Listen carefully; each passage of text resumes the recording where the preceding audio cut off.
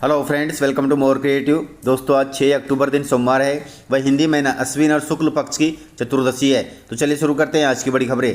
यदि आपको खबरें पसंद आए तो वीडियो को लाइक जरूर करिएगा और आप हमें प्रदेश के किस जिले से देख रहे हैं कमेंट बॉक्स में जरूर बताइएगा। लाडली बहनों को मिलने वाली है 29वीं किस्त। मध्य प्रदेश की लाडली बहनों के लिए खुशखबरी है और एक तरफ झटका भी है। गाइस, प्रदेश सरकार लाडली बहनों को अक्टूबर महीने में 29वीं किस्त जारी करेगी। इस बार की किस्त बेहद खास है क्योंकि मुख्यमंत्री मोहन यादव लाभार्थी बहनों को 1250 रुपए की जगह सीधे 1500 रुपए ट्रांसफर कर सकते हैं। दीपावली और भाई दूज के मौके पर मिलने वाली इस सौगात ने करोड़ों लाडली बहनों की खुशी दोगुनी कर दी है। लेकिन दूसरी ओर योजना से जुड़ी कई बहनों के लिए यह किस्त निराशाजनक साबित होगी। जानकारी के अनुसार आपको बता दें कि प्रदेश भर में KYC सत्यापन के दौरान बड़ी संख्या में लाडली बहनों की समग्र ID डिलीट कर दी गई है। नतीजा यह हुआ है कि महिलाओं के खाते में अक्टूबर की किस्त जारी नहीं हो सकेगी और ऐसे मामले प्रदेश के सतना तथा सिंगरौली जिले से ज्यादा आए हैं। कुल मिलाकर एक ओर लाडली बहनों को 1500 रुपए मिलेंगे, वहीं दूसरी ओर कुछ लाडली बहनों को एक भी पैसे नहीं मिलेंगे। अर्थात लाडली बहनों को खुशी के साथ साथ झटका भी लगा है। दोस्तों, मध्य प्रदेश में मनेगा RSS का शताब्दी वर्ष अभियान। गाइस, राष्ट्रीय स्वयं सेवक संघ ने अपने शताब्दी वर्ष को सफलतापूर्वक पूरा कर लिया है। इस अवसर पर संघ ने कई बड़े कार्यक्रमों की योजना बनाई है। इनमें से पहला प्रमुख कार्यक्रम पथ संचलन का है। इसे संघ ने प्रारंभ कर दिया है। इसके बाद संघ मध्य प्रदेश के लगभग 9000 से ज्यादा स्थानों पर हिंदू सम्मेलन आयोजित करने का प्रयास करेगा। इस प्रयास के अंतर्गत संघ मध्य प्रदेश में 900 से अधिक गाँवों में नई शाखाएं स्थापित करेगा। वहीं लगभग 1.5 करोड़ घरों तक संपर्क पहुंचाने और 12 लाख नए गणवेशधारी स्वयं सेवकों को पथ संचलन में शामिल करने का भी लक्ष्य निर्धारित किया गया है। आपको बताते चले कि पिछले साल करीब 11 लाख स्वयं सेवक पथ संचलन में भागीदार बने थे। वहीं इस वर्ष नए स्वयं सेवकों को जोड़ने के बाद पिछले साल की तुलना में संख्या लगभग दोगुनी हो जाएगी। कुल मिलाकर गाँव-गाँव में अब RSS की शाखाएं खुलेंगी, जो कि बहुत अच्छी बात है।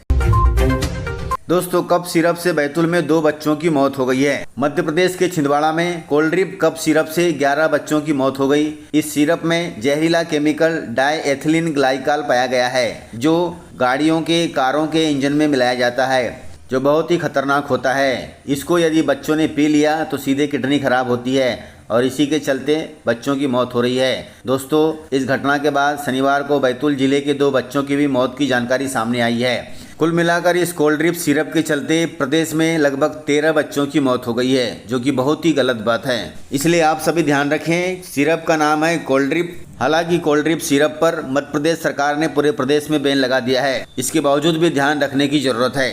वहीं मध्य प्रदेश तथा राजस्थान में कफ सिरप के चलते हुई बच्चों की मौत के बाद केंद्र सरकार भी एक्शन मोड में आ गई है। केंद्र सरकार ने सभी राज्यों और केंद्र शासित प्रदेशों के प्रधान सचिवों और स्वास्थ्य सचिवों के साथ एक इमरजेंसी बैठक की है, जिसमें दवाओं की गुणवत्ता को लेकर अहम फैसले लिए गए हैं।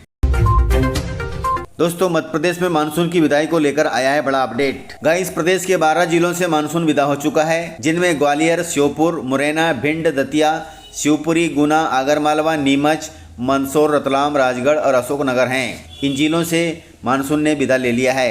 वहीं मौसम विभाग के अनुसार मानसून की पूरी विदाई के लिए अभी परिस्थितियां अनुकूल नहीं है, इसलिए मानसून प्रदेश के अन्य जिलों में बरस रहा है। मौसम विभाग के अनुसार 10 अक्टूबर तक प्रदेश से मानसून की विदाई हो जाएगी। मौसम विभाग के अनुसार 6 अक्टूबर तक प्रदेश के सभी जिलों से मानसून विदा हो जाता, लेकिन एक नई मौसम प्रणाली बनने के कारण विदाई की तारीख में बदलाव हो गया है। अर्थात मानसून 10 अक्टूबर को पूरे प्रदेश से विदा ले लेगा।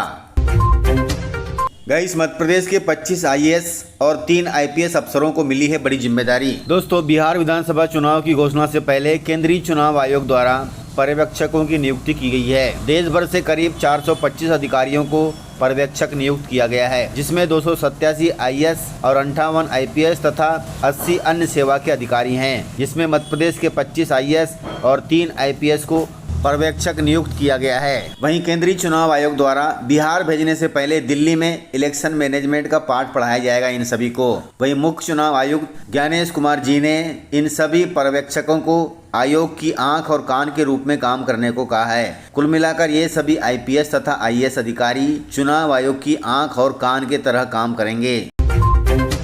गाइस, त्रिशा बनी है नेशनल टॉपर। मध्य प्रदेश के बैतूल जिले की एक साधारण छात्रा त्रिशा तावड़े ने अपनी मेहनत और लगन से इतिहास रच दिया है। वे नेशनल टॉपर बन गई है। उन्होंने केंद्रीय जोन में इलेक्ट्रीशियन ट्रेड में प्रथम स्थान प्राप्त कर देश भर में मध्य प्रदेश का नाम रोशन कर दिया है। प्रधानमंत्री मोदी ने उन्हें नई दिल्ली में सम्मानित भी किया है। यह एक बड़ी उपलब्धि है। त्रिशा के संघर्ष की कहानी बड़ी प्रेरणादायक है। वह एक सामान्य से परिवार से आती है और उन्होंने अपने सपनों को साकार कर दिया। इस पर मुख्यमंत्री मोहन यादव ने भी उनको बधाई दी है। त्रिशा की यह सफलता मध्य प्रदेश के शिक्षा और कौशल विकास के क्षेत्र में एक मिसाल बनी है और त्रिशा प्रदेश की अन्य लड़कियों के लिए एक प्रेरणादायक भी है। दोस्तों, मध्य प्रदेश में मक्का किसानों को 600 रुपये प्रति कुंटल का हो रहा है नुकसान। गाइस, मध्य प्रदेश में धान, ज्वार, बाजरा की समर्थन मूल्य पर खरीदी के लिए किसानों का पंजीयन किया जा रहा है। पंजीयन 15 सितंबर से शुरू हो गए हैं, जो 10 अक्टूबर तक चलेंगे। वहीं प्रदेश के खाद्य नागरिक आपूर्ति मंत्री गोविंद सिंह राजपूत ने किसानों से किसी भी प्रकार की असुविधा से बचने के लिए निर्धारित तारीख तक पंजीयन कराने का आग्रह किया है। मंत्री जी ने बताया कि प्रदेश में कुल 1400 पंजीयन केंद्र बनाए गए हैं ताकि किसानों को कोई दिक्कत न आए। इसी बीच कमलनाथ जी ने एक बड़ा बयान जारी किया है। उन्होंने राज्य में मक्का की कीमत एमएसपी से काफी कम मिलने की चिंता जताई है। प्रदेश में इस समय मक्का के रेट एमएसपी से करीब 600 रुपए कम चल रहे हैं, जिससे किसानों को काफी नुकसान हो रहा है। कमलनाथ जी ने कहा कि प्रदेश भर में प्रचुर मात्रा में मक्का का उत्पादन किया जाता है, लेकिन इसके कम दामों के कारण किसानों को काफी नुकसान हो रहा है। उचित दाम नहीं मिले तो प्रदेश के मक्का उत्पादक किसान बर्बाद हो जाएंगे। इस पर सरकार को संज्ञान लेना चाहिए और मक्के की फसल को समर्थन मूल्य पर खरीदना चाहिए ताकि मक्का उत्पादक किसानों को राहत मिल सके।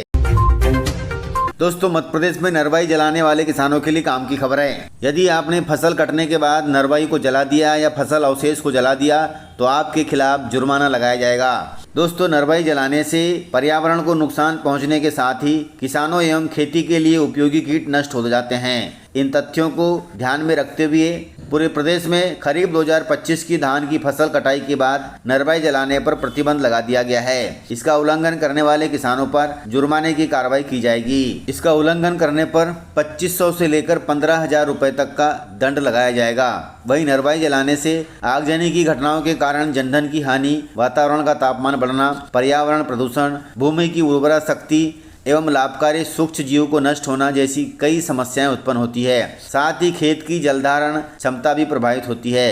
यानी नरवाई जलाने से ये सभी नुकसान होते हैं। इसे देखते हुए किसानों से अपील की गई कि वे नरवाई जलाने के स्थान पर super seeder, happy seeder, smart cedar और रोटावेटर जैसे आधुनिक कृषि यंत्रों का उपयोग कर नरवाई को खेतों में ही मिला दे ताकि वह खाद बन जाए। इसलिए दोस्तों, ध्यान रखें, कभी भी नरवाई न जलाएं। यदि किसी ने शिकायत कर दिया है तो आपको नुकसान हो सकता है, आपके ऊपर जुर्माना लगाया जा सकता है।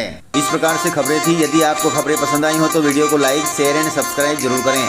तो मिलते हैं सर अगले वीडियो में, तब तक के लिए जय हिंद, जय भारत, जय मध्य प्रदेश।